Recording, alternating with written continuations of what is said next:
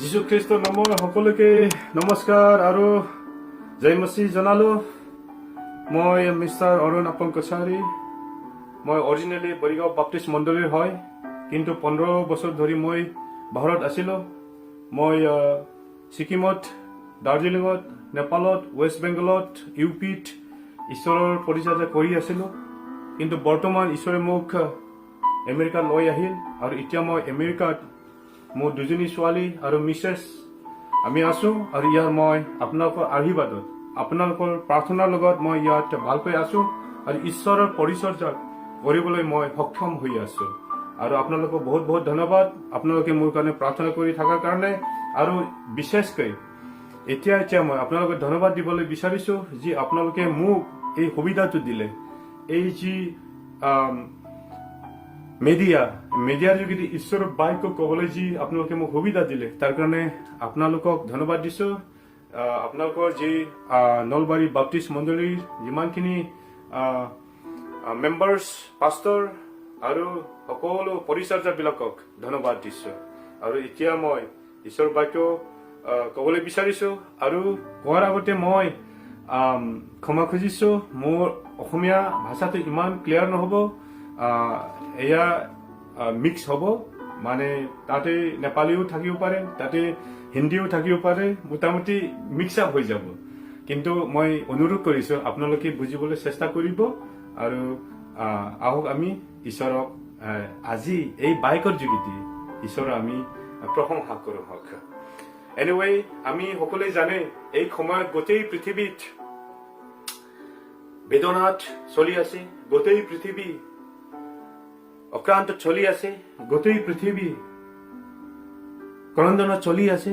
কাৰণ হাজাৰ হাজাৰ হাজাৰ মানুহ মৰি আছে, হাজাৰ হাজাৰ হাজাৰ মানুহ, লাখ লাখ মানুহ বেমাৰ পাই আছে। আৰু বহুত মানুহে নিজৰ আপোন মৰম কৰা, মোহাবত কৰা ব্যক্তিক হেৰাব লগা হ'ল। আৰু কোনো এতিয়াও হস্পিটেলত ভুগি আছে। মোৰো এজন বন্ধু হস্পিটেলত এতিয়াও ভুগি আছে। তাই জীৱনৰ লাজ উহাটো লৈ হস্পিটেলত যুঁজি আছে। আৰু মোৰ ওচৰৰ ঘৰৰ ওচৰে পাজৰে 52 জন এই বেমাৰৰ লগত ভুগি আছে। মানুহবিলাকৰ ভয় বাহিৰত ওলাবলৈ, বজাৰত যাবলৈ, কামত যাবলৈ, কাৰণ কোন কি ক'ত কি আছে কোনেও নাজানে। এনেকেই মানে সমস্যাবিলাক হৈ আছে। মানুহে মানুহক ভয় কৰিব লগা সমস্যাবিলাক হৈ আছে। আৰু বাইবেলে আজি এইবিলাক কি কৈ আছে, আৰু ইয়াৰ সময়তো এনেকে পৰিস্থিতিটো আমি ঈশ্বৰৰ লগত কেনেকৈ থাকিব লাগে, এইটোহে মই আজি ক'বলৈ বিচাৰিছো। আৰু ঈশ্বৰে মোক আজি 4টা পইণ্ট দিছে। এনেকা সময়ত এই পৰিস্থিতিৰ মাজত ঈশ্বৰৰ লগত আমি কেনেকৈ লাগাতাৰ বিশ্বাস কৰি কিনে থাকিব লাগে, এই কথাহে মই আজি পাতিবলৈ মই আপোনালোকৰ ওচৰলৈ আহিছো। মই আজি এই কথাটো ক'বলৈ মই মথিৰ কিতাপ 24:6 মই পঢ়িবলৈ বিচাৰিছো। আৰু তাত এনেকুৱা লিখা আছে, You will hear of war and the rumors of war, but see to it that you are not troubled. Such thing must happen, but the end still to come. তুমি এইবিলাক শুনিব, এই মহামাৰীবিলাক, এই যুদ্ধবিলাক শুনিব, কিন্তু ব্যাকুল নহব। আৰু এইবিলাক হৈয়ে থাকিব, কিন্তু ঈশ্বৰৰ অন্তিম যি জাজমেণ্ট, এই দিনটো এতিয়াও অহা নাই বুলি কৈছে। তাৰপিছত আকৌ কৈছে এই একেটা কিতাপতে 24:13 The one who endures to end will be saved. যি ব্যক্তিয়ে অন্তিমলৈকে, শেষলৈকে বিশ্বাসযোগ্য হৈ ঈশ্বৰৰ লগত লাগি থাকিব, তেওঁহে উদ্ধাৰটো পাব বুলি কৈছে। তাৰপিছত আকৌ মথিৰ কিতাপ এই একেটা কিতাপতে কৈছে 24:42 Therefore keep watch, because you do not know on what day your Lord will come. তাই কৈছে therefore ইয়াৰ কাৰণে সাৱধান হৈ থাকক বা পৰ দি থাকক, কাৰণ তুমি নাজানা তোমাৰ ঈশ্বৰ এই সংসাৰত কেতিয়া আহিব। কিন্তু প্ৰশ্নটো হ'ল এতিয়া বাইবেলে আমাক কৈছে ইন্দুৰ হ'বলৈ, আমাক বিশ্বাসযোগ্য হ'বলৈ, আমাক ফেইথফুল হ'বলৈ, আমাক পৰ দি থাকিবলৈ গৈছে। কিন্তু আমি কেনেকৈ পৰ দি থাকিম? কেনেকৈ আমি ইন্দুৰ হৈ থাকিম? কেনেকৈ আমি বিশ্বাসযোগ্য হৈ থাকিম? কাৰণ ইফালেও ভয় লগা, ইফালেও ভয় লগা, আগে পিছে ক্ৰন্দন, মহামাৰী, যুদ্ধ, অকাল আৰু এই ভূমিকম্প এইবিলাক হৈয়ে আছে। কিন্তু বাইবেলত কৈছে, কিন্তু তোমালোকে ভয় নকৰিবি, তোমালোকে অস্থিৰ নহবি, তোমালোকে ব্যাকুল নহবি, কাৰণ এয়া শেষৰ দিন অহা নাই, হৈয়ে আছে, চুৰহে হৈ আছে, ইংগিতহে দি আছে। এইটো কথাটো কৈছে। তাৰ কাৰণে এইবিলাক ইংগিত হৈ আছে, তাৰ কাৰণে তোমালোকে বিশ্বাসত সাৱধান হৈ থাকা, বিশ্বাসত আকৌ পৰ দি থাকা, বিশ্বাসত আৰু বেছিকৈ গম্ভীৰ হৈ থাকা, এই কথাহে কৈছে। কিন্তু কথাটো হ'ল, আমি কেনেকৈ কিমান গম্ভীৰ হ'ম? কাৰণ ক্ৰন্দন, ইফালেও ক্ৰন্দন, ইফালেও প্ৰব্লেম, ইফালেও প্ৰব্লেম, সমস্যা। এই সময়ত মানুহবিলাকৰ এনেকুৱা সমস্যা, খাবলৈও নাই। আৰু এই সময়ত এনেকৈ সমস্যা, হাজাৰ হাজাৰ ডেড বডি। এই সময়ত এনেকৈ সমস্যা, এই বেমাৰৰ পৰা ভাল হ'বৰ কাৰণে দাৱাইও নাই, বিজি নাই, ভেকচিন নাই, এনেকৈ সমস্যা। আৰু এই সময়ত এনেকৈ মানে কোনোবা বেমাৰ হ'লে তাক ওচৰতে যাব নাপাৰে, তাক চাবলৈও নাপাৰে। কোনোবা মৰিলে তাক আমি ভালকৈ ঈশ্বৰৰ নামত তাক আমি কবৰস্থান দিবলৈ নাপাৰে। এনেকৈ সমস্যা। আৰু তেনেকৈ সমস্যাত আমি কেনেকৈ বিশ্বাসযোগ্য হৈ থাকিম? কেনেকৈ আমি ফেইথফুল হৈ থাকিম? কেনেকৈ আমি স্থিৰত থাকিম? কেনেকৈ আমি ব্যাকুল নোহোৱাকৈ আমি থাকিব পাৰিম? এইটো কথা। কিন্তু ঈশ্বৰে আমাক কৈছে, এইবিলাক হৈ আছে, হৈ থাকিব, কিন্তু এইবিলাকৰ মাজতো তোমালোকে পৰ দি থাকা, এইটোহে কৈছে। এইবিলাকৰ মাজতো তোমালোকে বিশ্বাসত আৰু দৃঢ় হোৱা, এইটোহে কৈছে। তাৰ কাৰণে আজি ঈশ্বৰে মোক 4টা পইণ্ট দিছে। এই সময়ত আমি কি কৰিম?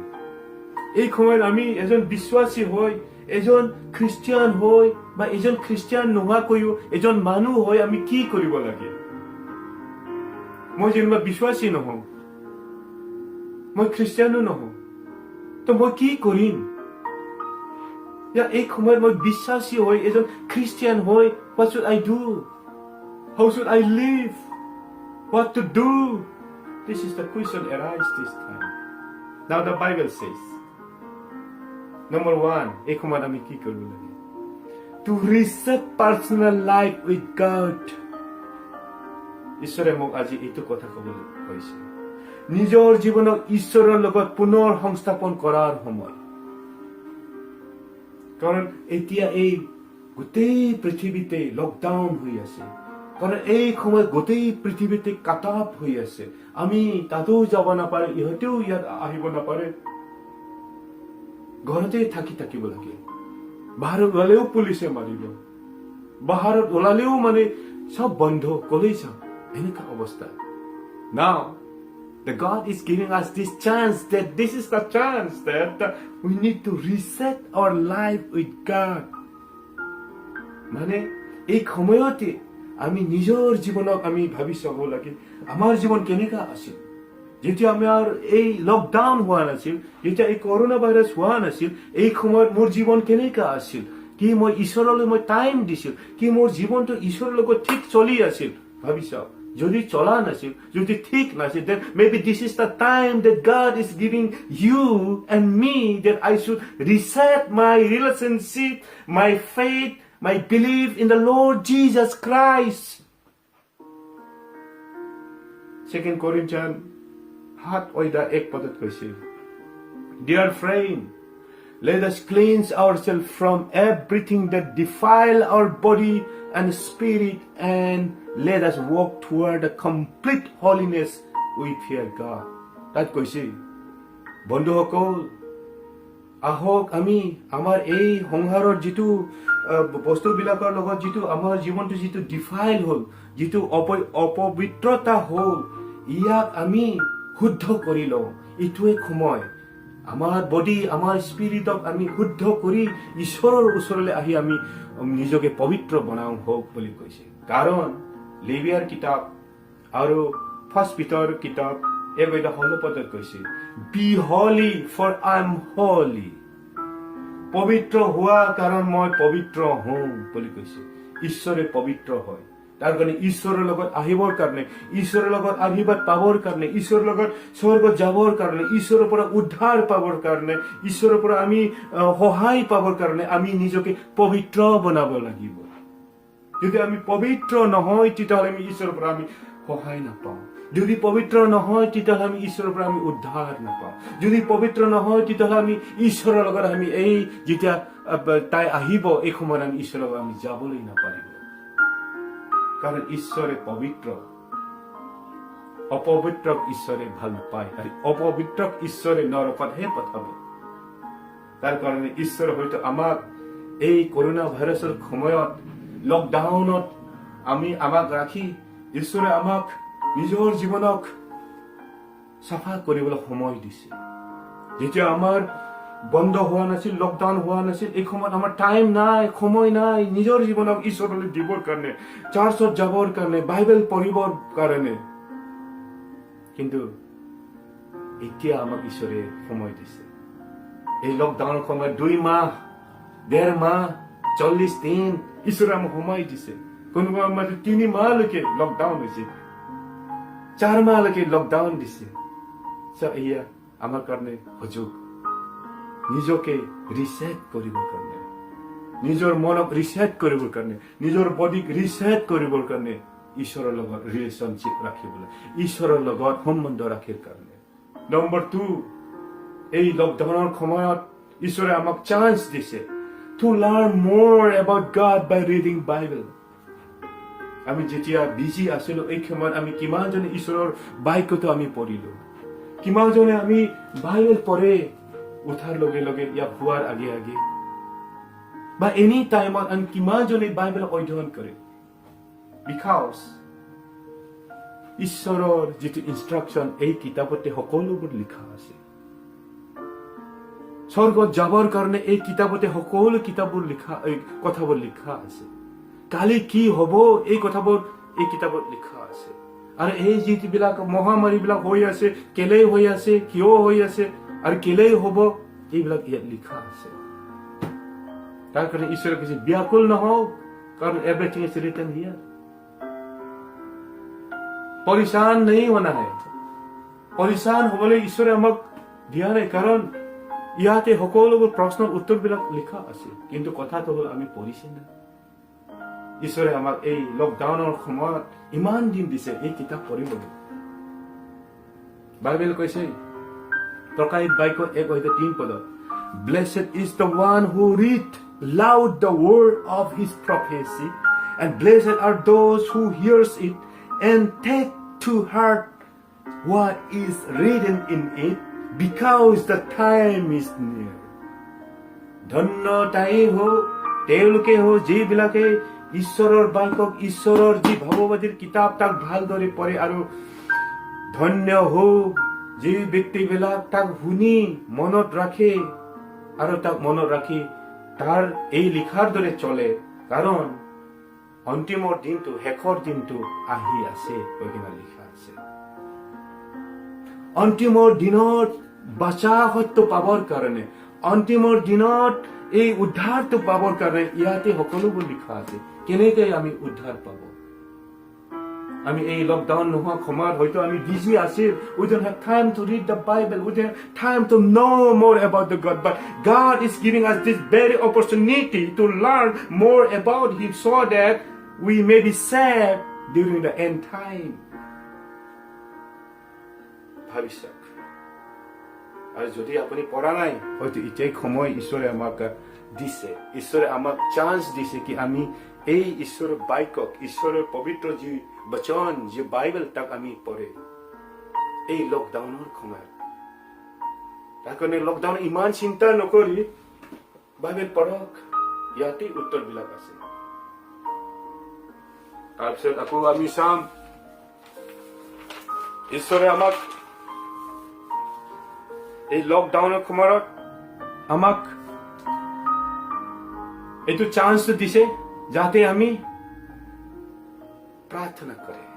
আমাৰ যিটো পইণ্ট হ'ল, ঈশ্বৰে আমাক আজি কথা পাতিবলৈ দিছে, এইটো হ'ল to be praying without ceasing during this lockdown.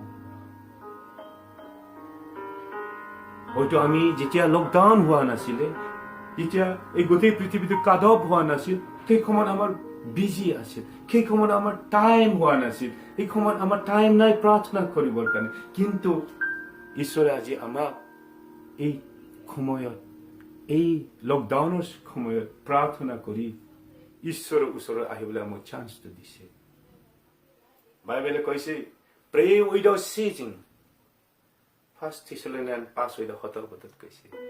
তাৰপিছত প্ৰে ফৰ হিলিং কৈছে এই জাকবৰ কিতাপত।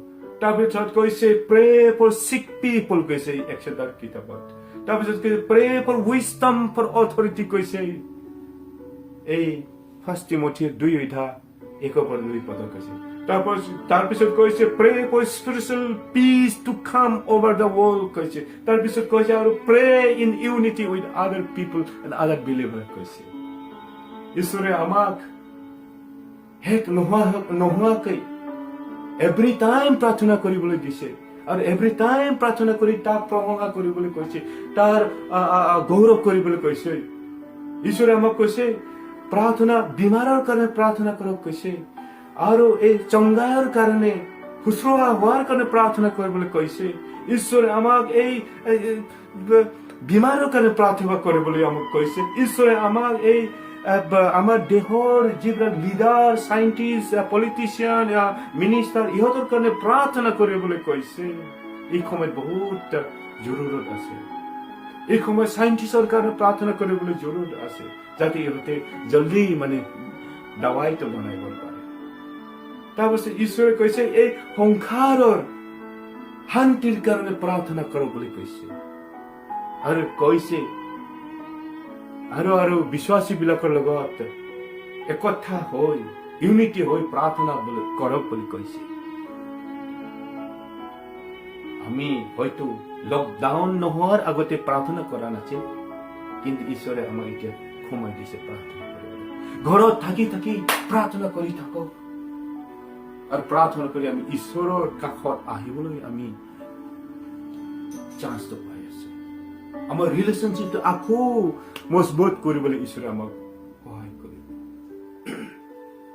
আৰু এতিয়া 4 পদত আমাক কৈছে it's time to help, give encourage to needy people and poor people. এই লকডাউনৰ সময়ত ঈশ্বৰে আমাক দৰিদ্ৰ, দুখীয়া আৰু বেহাল যিবিলাক প্ৰব্লেমত পৰি আছে, যিবিলাক কষ্টত আছে, ইহঁতক সহায় কৰিবলৈ, মদত কৰিবলৈ আমাক ঈশ্বৰে এই লকডাউনৰ সময়ত আমাক ঈশ্বৰে চান্স দিছে কৈছে। কাৰণ বাইবেলত কৈছে প্ৰভাৱ 19:7 পদত আৰু মথিৰ কিতাপ 25:40 পদত কৈছে whoever kind and give to the poor lends and given to me, and he will reward them for what they have done. যিবিলাকে গৰীব আৰু যিবিলাকে এই দৰিদ্ৰ বিলাকক দান কৰে আৰু সহায় কৰে, মদত কৰে, এই বিলাক ঈশ্বৰকে দিয়া হয় বুলি কৈছে। আৰু ঈশ্বৰে ইহঁতে কি কাম কৰি আছে তাৰ কাৰণে ইহঁতক ৰিৱাৰ্ড দিব, ইহঁতক ব্লেছিং আৰু ৰিৱাৰ্ড দিব বুলি কৈছে। আমি কিমানজনে যেতিয়া আমাৰ এই লকডাউন হোৱা নাছিল, যেতিয়া আমি বিজি আছিলো, গোটেই পৃথিৱীটো যেতিয়া খোলা আছিল, এই সময়ত আমি ভিক্ষাৰীবিলাক দেখো, এই সময়তো আমি এই গৰীব বিলাক, দৰিদ্ৰ বিলাকক আমি দেখো, এই সময়ত আমি কিমানজনে মদত কৰিছিলো ভাবিছা। আৰু ঈশ্বৰে হয়তো এই সময়ত আপোনাৰ ঘৰ ওচৰতে, এই লকডাউন সময়ত লক হৈ থকা মানুহবিলাক হয়তো আপোনাৰ ঘৰ ওচৰতে আছে, কিন্তু আপুনি কিমানজন আপুনি মদত কৰিছে। আৰু এই লকডাউন সময়ত, লকডাউনৰ নামত হয়তো আপোনাৰ ঘৰত কোনোবাই চান্দা খুজিবলৈ আহিছে, আপুনি কিমান টকা দিলে। কিমান মদত কৰিলে হয়তো এতিয়াই সময় ঈশ্বৰে আমাক এই চান্সটো দিছে কি ঈশ্বৰক দিবৰ কাৰণে এই গৰীব দৰিদ্ৰ বিলাকক দিয়া মানে ঈশ্বৰক দিয়া আৰু এতিয়া হয়তো আমাৰ চান্স আমি এই দৰিদ্ৰ বিলাকক দি ঈশ্বৰক দি মানে তাৰ ওচৰ আহিবলৈ ঈশ্বৰে আমাক চান্সটো দি আছে Think about it. মোৰ টাইম বেছি নাই ক'বলৈ বহুত আছিল কিন্তু মই পইণ্টটো মানে ইয়াতে মই ৰাখিবলৈ বিচাৰিছো কিন্তু মই আজি এই কথা শেষ হোৱাৰ আগতে মই এই কথাটো আৰু মই দোহাৰিবলৈ বিচাৰিছো সকলো মানুহে জানি লওক যে নিজৰ আত্মিক জীৱনক ঈশ্বৰৰ লগত পুনৰ সংস্থাপন কৰাৰ এতিয়াই সময় এই কৰোনা ভাইৰাছৰ সময়ত এই লকডাউনৰ সময়ত সকলো মানুহে জানি লওক যে বাইবেলক ভালকৈ পঢ়ি ঈশ্বৰৰ দিয়া নিৰ্দেশবোৰক জানি লোৱাৰ এতিয়াই সময় এই কৰোনা ভাইৰাছৰ লকডাউনৰ সময়ত সকলো মানুহে জানি লওক যে নিৰন্তৰে প্ৰাৰ্থনা কৰি ঈশ্বৰৰ লগত সোমাই দিয়া এতিয়াই সময় এই লকডাউনৰ সময়ত সকলো মানুহে জানি লওক যে গৰীব দৰিদ্ৰ আৰু অসহায় মানুহবিলাকক সহায় কৰা এতিয়াই সময় এই কৰোনা ভাইৰাছৰ লকডাউনৰ সময়ত Think about it. My dear friends, brothers and sisters, uncle, auntie, whosoever,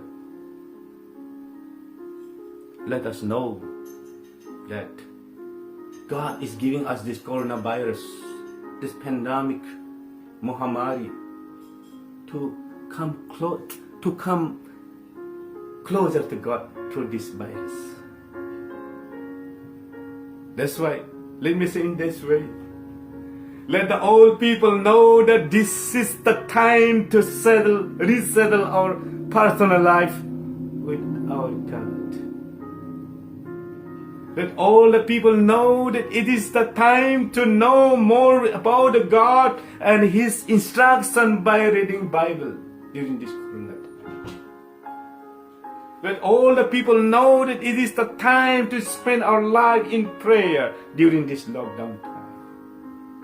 Let all the people know that it is the time to help give encourage to poor and needy in this lockdown time. How was your life before this pandemic? And how is your life during this pandemic? আপোনাৰ জীৱনটো কেনেকা আছিল এই corona ভাইৰাছৰ আগত ঈশ্বৰৰ লগত relationship আৰু আপোনাৰ জীৱন এইটো কেনেকৈ আছে এই কৰোনা ভাইৰাছৰ সময়ত ঈশ্বৰৰ যি সম্বন্ধ ভাবি চাওক যদি ঠিক নাছিল তেতিয়াহ'লে হয়তো এইটোৱেই সময় ঈশ্বৰৰ লগত আমি ৰিচেটেল কৰিব লাগে ঈশ্বৰৰ লগত পুনৰ সংস্থাপন কৰিব লাগে এই ঘৰত বহি থকাৰ সময়তে এই লকডাউন হৈ থকাৰ সময়তে আৰু যদি আমাৰ জীৱনটো ঈশ্বৰৰ লগত ভালকৈ থকা নাছিল ঈশ্বৰ যদি ভালকৈ জনা নাছিল তেতিয়াহ'লে হয়তো এইটোৱেই সময় কি আপুনি ঘৰত থাকি বাইবেলক পঢ়ি ঈশ্বৰক আৰু ভালকৈ জানি তাৰ কাষলৈ আহা আৰু হয়তো এতিয়াই এইটোৱেই সময় আমি প্ৰাৰ্থনা কৰি ঈশ্বৰৰ কাষলৈ অহাৰ সময় নিজৰ কাৰণে প্ৰাৰ্থনা আনৰ কাৰণে প্ৰাৰ্থনা pray without ceasing বুলি বাইবেলত কৈছে আৰু হয়তো এইটোৱেই সময় আমি আনক সহায় কৰিবৰ কাৰণে কাৰণ ঈশ্বৰে বাক্যই কৈছে যিবিলাকে দৰিদ্ৰবিলাকক সহায় কৰে যিবিলাকে গৰীববিলাকক সহায় কৰে মোকেই সহায় কৰা বুলি তাৰ কাৰণে আহক আমি এই সময়ত ঈশ্বৰক সহায় কৰিম Are you scared during this pandemic? কি আপুনি এই pandemic সময়ত এই মহামাৰীৰ সময়ত ভয় কৰি আছে কাৰণ ইফালেও ক্ৰন্দন ইফালেও সমস্যা চাৰিওফালে সমস্যা চাৰিওফালে deaths মৃত্যু হৈ আছে কি আপুনি ভয় কৰি আছে য়েছ এজ এ হিউমেন বিং মানুহ হৈ ময়ো ভয় কৰিম কিন্তু ঈশ্বৰে আমাক কৈছে do not fear for I am with you do not be dismayed for I am your God I will strengthen you and help you I will uphold you with my righteous hand ভয় নকৰিবা কাৰণ মই তোমাৰ লগত আছো ব্যাকুল নহবা কাৰণ মই তোমাৰ ঈশ্বৰ মই তোমাক সহায় কৰিম মই তোমাক শক্তি দিম আৰু মই তোমাক মোৰ হাতৰ লগত ধৰি ৰাখিম This is what God promises